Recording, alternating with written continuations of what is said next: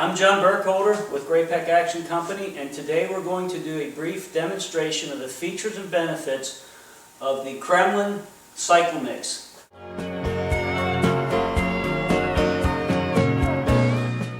This is a Cyclomix micro unit. It consists of two different functions. You've got your fluid panel here, and then you have your control panel, which typically will be mounted separately, but for this demonstration I just have it setting on top of the fluid panel.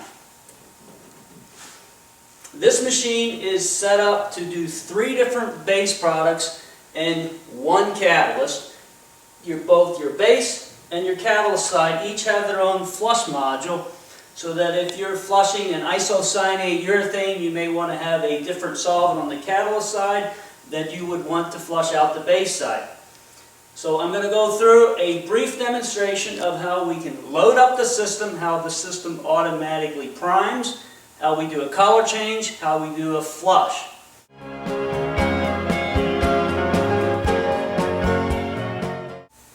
Okay. We've loaded up our pumps, the machine has been primed, and we're ready to enter into production. In this case, the number 1 on the screen means I'm going to select color number 1. And this could be a red paint, it could be a primer, it could be yellow, whatever you want to designate as color 1. When I touch the magnet to the OK side, it's going to enter the system into prime mode. It opens up the base module, opens up my catalyst module, and it's going to allow me to prime up the system. Now you will notice it's going to move 4 parts of base material and then automatically inject 1 part catalyst, so that you have a constant stream of freshly mixed material out to the gun at all times. When this screen selector on the top here shows 0 and then it passes into production, at this point we're passed into production. And this 25 on the screen means it's set for a 25% catalyzation ratio, or in this case a 4:1 mix ratio for those of you who work in 4:1. So now we'd be ready to turn our atomizing air regulator up and start to paint.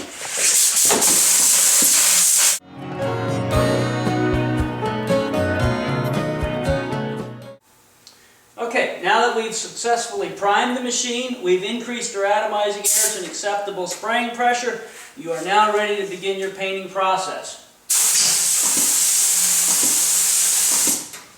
When you're done doing your painting process, and let's say that you are done with color number 1 and you want to switch to color number 2, you're going to walk over here to the screen and you're going to press escape, and you're going to scroll over here to F2, which is going to be your flush function. You're going to click OK, and the machine is going to automatically open up your flush valve and flush the appropriate amount of solvent through the system to properly cleanse out the mixed paint. When that value that we've determined earlier based upon the hose length has been met, the machine will automatically shut down.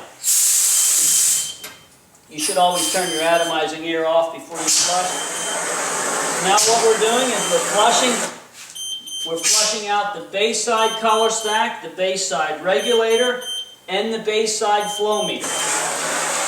Flushing it the whole way through the mix tube, through the hose, and out to the end of the gun. In this case I have a relatively short hose, so the flush cycle is very short.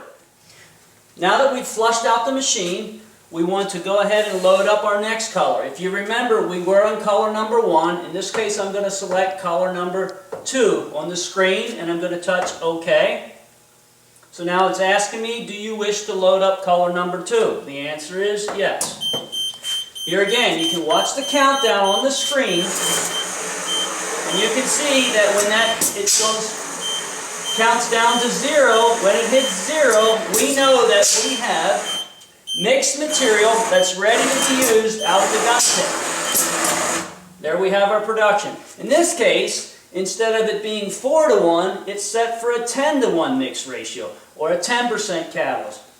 Each of your 3 different colors that you have programmed into this machine can have their own flush, their own pot life, and also their own prime rate. So we're going to go ahead and increase the atomizing air. And at this point, we'd be ready to spray.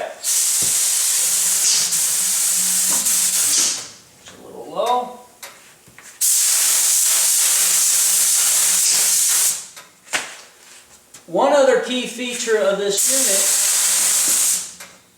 unit is it constantly monitors your pot life. All your pot lives are adjustable, and each color can have its own pot life. Typical pot lives in metal coatings are going to be anywhere from 30 minutes to 60 minutes. Typical wood coatings many times are an hour to 2 hours. When the pot life is reached, the machine is going to go into an alarm, and at that point you either need to flush the material out or reprime it and continue to use the system.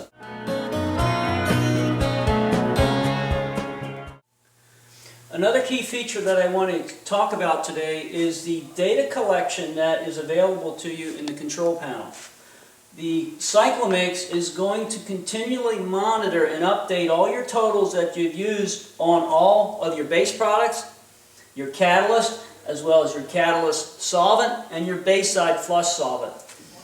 This information is good to have for two different reasons. One reason is for VOC collection data. It will allow you to constantly monitor and record how much coating you've gone through. In this case, we're going to look at how much base we used on color number 1. I touch OK, and you can see since I've reset this, we've used 2014 cc's of base on color number 1. You can scroll to 2, scroll to 3, and we can look at how much catalyst we've used on this machine since we've started. In that case, you can see obviously that number isn't right because we've been doing a lot of setups, but we're looking at 2,638 cc's of catalyst. You can scroll on down to all your different colors. You can also export that to a printer, and you also have a clear function which we can clear it, and now we've totally wiped out all the data consumption report. The other place where this is very helpful is if you're developing a new product and you're trying to guesstimate or estimate the cost of your paint that's going on that particular piece of equipment or piece of furniture, you will go ahead and clear your counter, spray your piece of furniture or equipment, and then go in and check your consumption to see exactly how much material you used. That will allow you to properly estimate your cost for coatings for that particular product.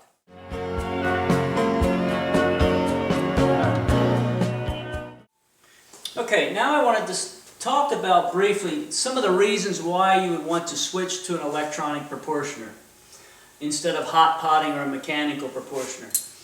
One of the number one reasons you would go to something like this is you have fault systems built in such that if you have a problem, you run out of catalyst, or you run out of base, or you're off pressure, or you have something stuck in one of your check balls of your pumps, if the machine runs off ratio, it's going to shut down and not allow you to paint.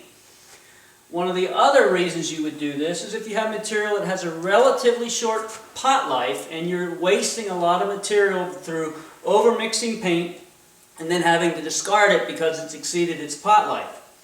Many of these installations will have up to 6 or 7 ounces of mixed material in the system at any given time. So when you're doing a color change, you're looking at 6 or 7 ounces of mixed material and a few ounces of solvent to flush that material out. The other big advantage to electronic mixing equipment is you're constantly spraying with fresh material.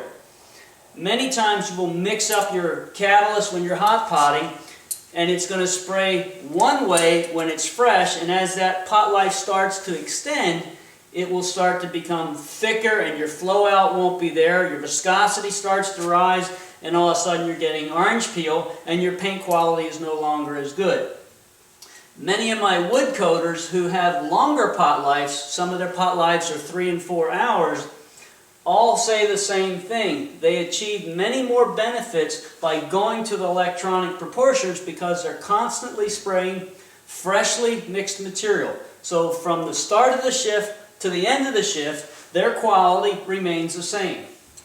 I want to thank you for taking the time to watch this video, and if we can ever be of any assistance, please feel free to contact your folks at Great Peck Action Company.